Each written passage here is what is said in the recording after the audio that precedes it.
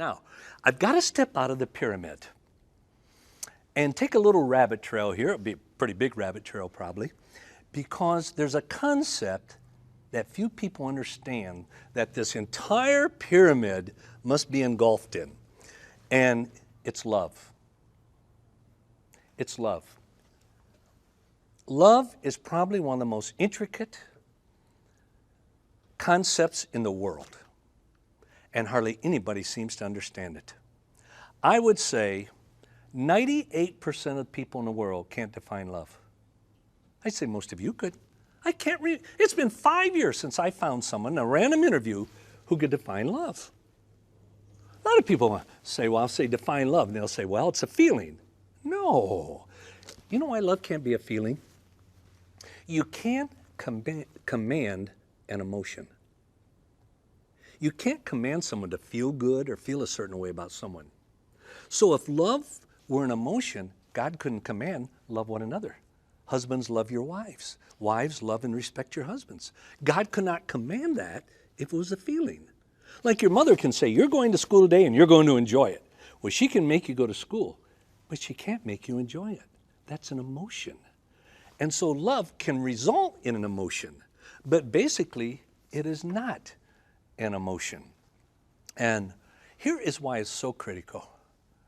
Almost every one of you here, all of you watching by video all over the world, will probably say that love is one of your biggest motivations.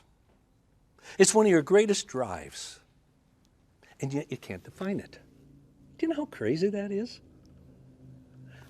Simply answer this to yourself. If you can't define love, how do you know you're in love?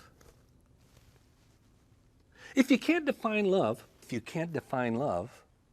how do you know you have a loving, intimate relationship? You can't. And that's one of the biggest problems. And I want to define love for you. Now, I didn't come up with it. I'm not that smart. The Apostle Paul did. Now, and of all places, as far as I know, there's only one place in the Word of God, the Bible, that defines love. It's not 1 Corinthians 13. What? No, 1 Corinthians 13 shows what love does, not what love is. Love is patient, love is kind, love is not just, etc. It shows what love does, not what love is. So how do you define love? Well, of all places, it's in the book of Ephesians, chapter 5, verse 28 and 29. Verse 28 says this, so husbands ought to love their own wives as their own bodies. Now listen to this. He who loves his own wife loves himself. But wait a minute. You're not supposed to love yourself, are you? Isn't that narcissistic?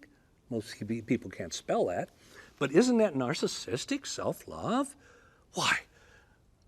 You're not supposed to love yourself. And yet right here it says, husbands, love your own wife as you love yourself. Remember in Matthew?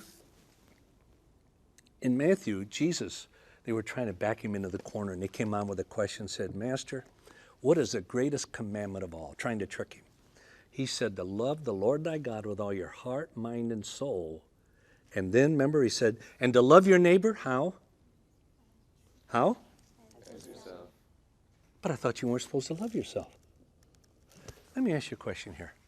I want you to be honest now. How many of you, right here, all around here, have ever had your parents not talk about love or sex? No. How many of you, and if you raise your hand, I might ask you what the definition is. How many of you here have ever had your parents define love for you? Normally out of a crowd of 1,000, one person will raise their hand. Let me go a step further. In the churches you go to, how many of you have had your pastor right from the pulpit, not talk about love, now be careful, literally define love? No one. That's a crime.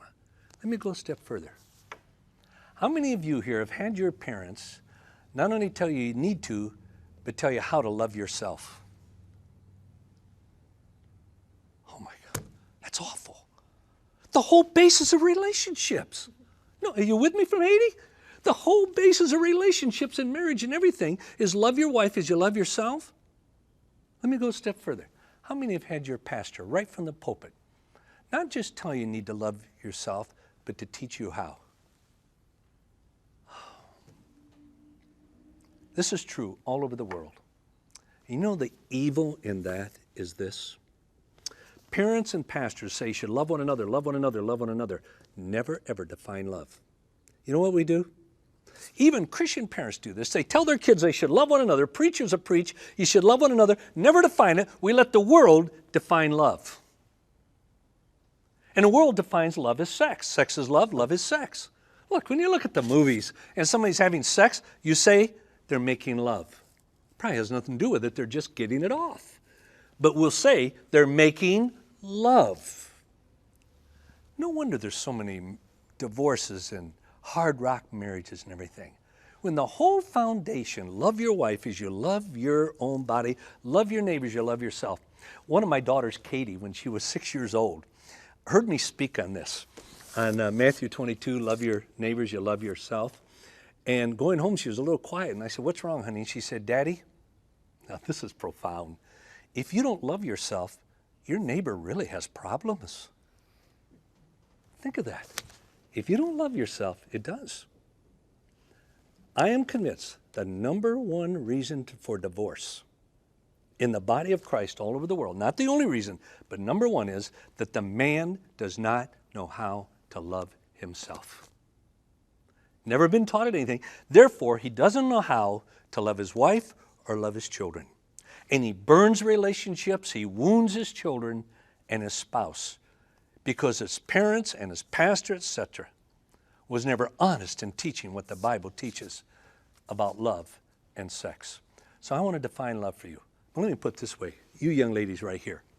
You young ladies, listen to me now. I'm talking as a daddy. And this, if you were my daughters, I'd look you right in the eye.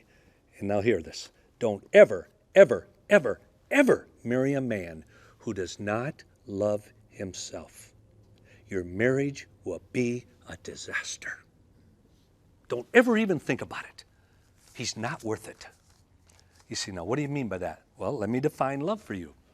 It says here, so husbands ought to love their wives as their own bodies. He who loves his wife loves himself. No one ever hated it. Now the next verse defines love. No one ever hated his own flesh. In other words, they're presenting now the opposite of hatred, love. For no one ever hated his own flesh, but, the but now introduces the opposite of love, but nourishes and cherishes it. The it does not refer back to his wife. The it refers back to his own body. And when my son was like 12, 13 years old, and my daughters too, I would say, I want to define love for you.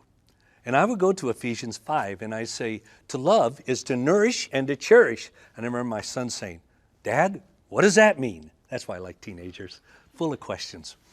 And I said, love, son, to nourish, to love means to nourish and to cherish.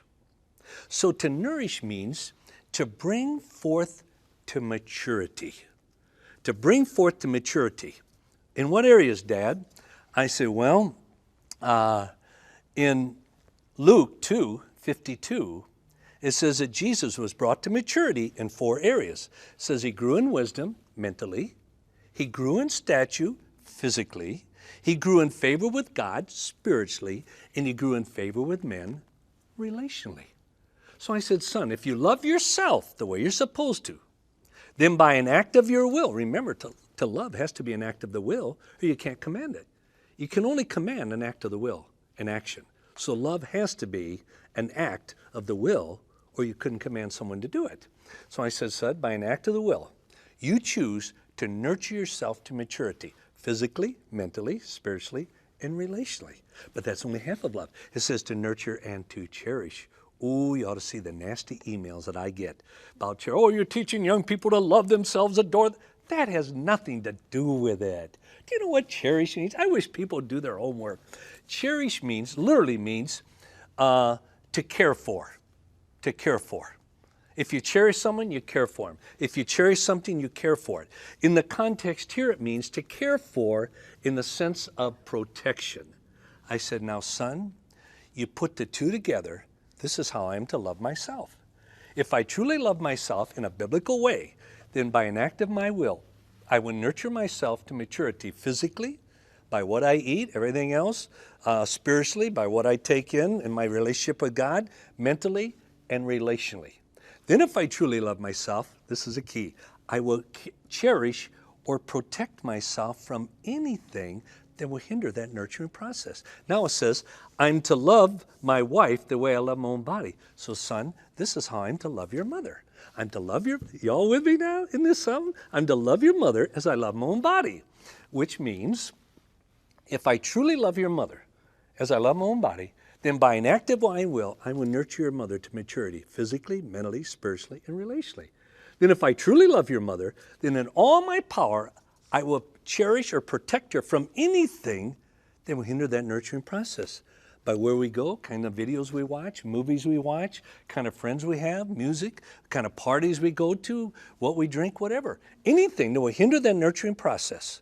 If I truly love your mother, I would cherish her or protect her from it. Now I said, son, that's a little hard to remember. You don't go out and say, well, last night, Dad, we nurtured and cherished each other. I mean, come on, you don't talk that way. And so I changed it to this. I always say you can't define a major concept with less than 7 or 8 words. I'm going to define the most difficult concept in all history, love, in 3 words. Now write this down. Write this down. First, write down provide. This is what nourish means. To nourish means to provide. A word picture. Let's say in a couple weeks, you go home from school and your mom says, I want you to go out and fertilize the flower garden. Now why? She's saying, I want you to take nutrients, put into the ground. Why? So the flowers will come to maturity. This is what it means biblically. To put nutrients physically, mentally, spiritually, relationally into your life that you might come to maturity. So provide. Then to cherish means to protect. To protect. Now, switch those words around and put one little word in between, and. Here's the simplest definition of love. Protect and provide. You're able to fully enjoy all aspects of it for the rest of your life with one person. And that is a very, very good and healthy thing. When you love somebody, you look at who they are and you want to serve them and you want to put their needs above your own.